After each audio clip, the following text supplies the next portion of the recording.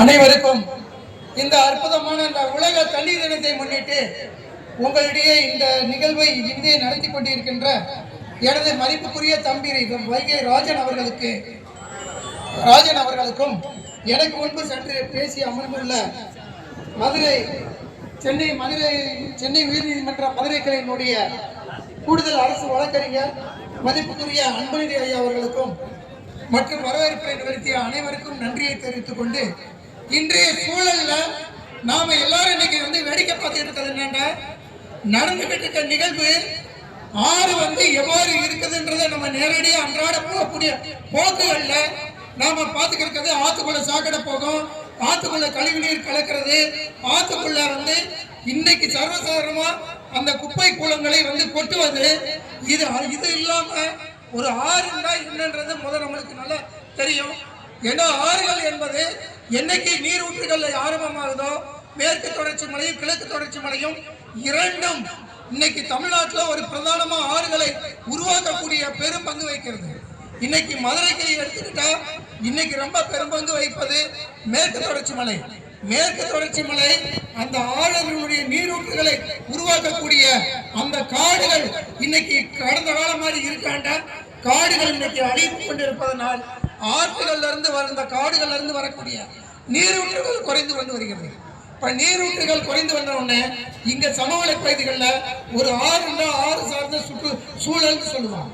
இந்த ஆறு சார்ந்த சூழல்ன்றது இரண்டு பக்கமும் ஆறுகளுக்கு பிளட் பிளைன் ஏரியான்னு சொல்லுவாங்க.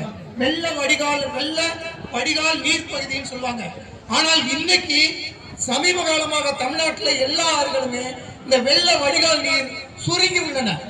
ஏன்னா இன்னைக்கு வைகையில் இன்னைக்கு பாத்தீங்களாக்கும் ரெண்டு பக்கம் காங்கிரீட் கட்டடம், துளி கூட அக்கறையற்ற தன்மை. இந்த காங்கிரீட் கட்டடமும் இந்த வைகாத்தோட நிலைமையும் ரெண்டையும் நம்ம ஒப்பிட்டு பார்க்கணும். ஏன்னா இதற்கு முன்னாடி கரை இல்லாத வைகாற்று கொஞ்சமாவது மரம் இருக்கா, அந்த ஆறுக்கான சூழல் இருக்கா? ஒரு ஆறுன்னா என்ன இருக்கணும், ஒரு நம்ம நினைக்கக்கூடிய அந்த ஆறுக்குன்னு இருக்கக்கூடிய அந்த ஐடென்டிட்டி சொல்றாங்க.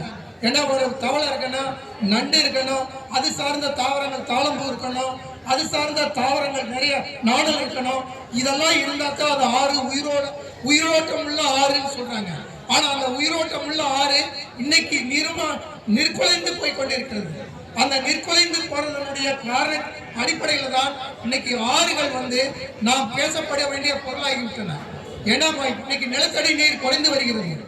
அதை காட்டி ஆறுகளை சார்ந்துள்ள குடிநீர் மற்றும் அனைத்து செயல்பாட்டுக்கும் நம்ம ஆரத்தான் வாழ்வாதாரத்துக்கு சார்ந்திருக்கிறோம்.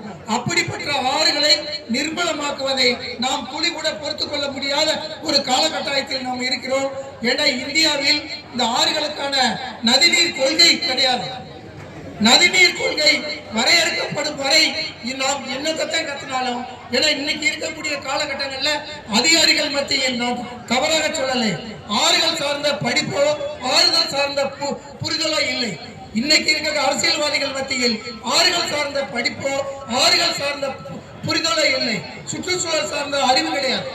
இந்த அறிவில்லாத ஒரு சூழல்னாலதான் ஆறுகளை என்ன மாதிரியான நிர்மலமாக்கலாம் என்ற ஒரு குருட்டுத்தனமான செயல்பாடுகள் தான் இந்த ஆறுகள் நாளுக்கு நாள் சுருங்கி வருகிறது. ஆறுகள் நாளுக்கு நாள் சாக்கடைகளாக மாறிக்கொண்டிருக்கிறது. ஆறுகள் நாளுக்கு நாள் கட்டாந்தரையாக மாறுகிறது. ஆறுகள் நாளுக்கு நாள் சீவக்கருவேல் முளைக்கக்கூடிய சீவக்கருவேல் காடுகளாக மாறிக்கொண்டு வருகிறது. ஆனால் இப்படிப்பட்ட ஆறுகளை நாம் மீட்டெடுப்பதற்கு ஓரணியில் திகழ வேண்டியது இருக்கு.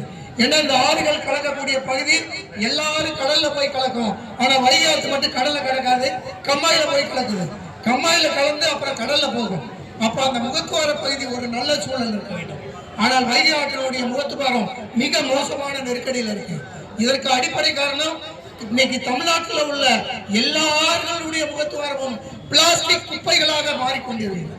இந்த பிளாஸ்டிக் குப்பைகள் இன்னைக்கு ஆறுகளை மிகப்பெரிய அச்சுறுத்தக்கூடிய ஒரு பெரும்போக்காக இருக்கிறது. இது சார்ந்த செயல்பாடுகள் இன்னைக்கு இருக்காண்டா அதே பெரிய கேள்விக்கு. ஏன்னா இன்னைக்கு நாம உட்கார்ந்து இருக்க இந்த மதுரை மாநகரத்துக்கு ஒரு சட்டு கழிவுகளை கூட உள்ள வரக்கூடாது திட்டம் வரையறுக்கப்பட்டது. ஒரு குப்பை திட்டம் வரையறுக்கப்பட்டது. இன்னைக்கு நேரத்தில் 20 ஆண்டுகளுக்கு முன்பே வரையறுக்கப்பட்டு அது நிறைவேறுதான்றதே பெரிய கேள்வி. அதற்காகத்தான் ராஜன் கடுமையாக போராடி கொண்டிருந்தார். இப்ப நான் வந்து கொஞ்சம் மேல இருக்கேன். எங்கது நிலக்கோட்டை பகுதியில தொடர்ந்து மணல் கொள்ளையர்களுக்கு எதிராக பல்வேறு வழக்குகள் பல்வேறு வெட்டுக்குத்தெல்லாம் சந்திச்சுதான் போராடி கொண்டிருக்கேன். ஒரு கைப்படி மணலை கூட அள்ள விடாம இன்றைய லெவல் வரைக்கும் நான் போராடிக்கிட்டு இருக்கேன். எவ்வளவு மணல் மாவியாக்கள் இன்னைக்கு ஆறுகளை களவாடி விட்டார்கள் என்று நீங்க யோசிச்சு பார்த்தீங்களாக்கும். இன்னைக்கு தமிழ்நாடு மாவியாக்கள்னால களவாடப்பட்ட ஆறுகள், நிற்குறந்த ஆறுகள், இன்னைக்கு சிதைந்து போன ஆறுகள் இருக்கு. தாமிரபரணி ஆறு தொடர்ந்து வற்றாத பரணிகள் இருவார். இன்னைக்கு தாமிரபரணி ஆறு இன்னைக்கு உயர் நீதிமன்றம் உத்தரவிட்டு அதை பாதுகாக்க வேண்டிய மோசமான சூழலுக்கு தள்ளப்பட்டு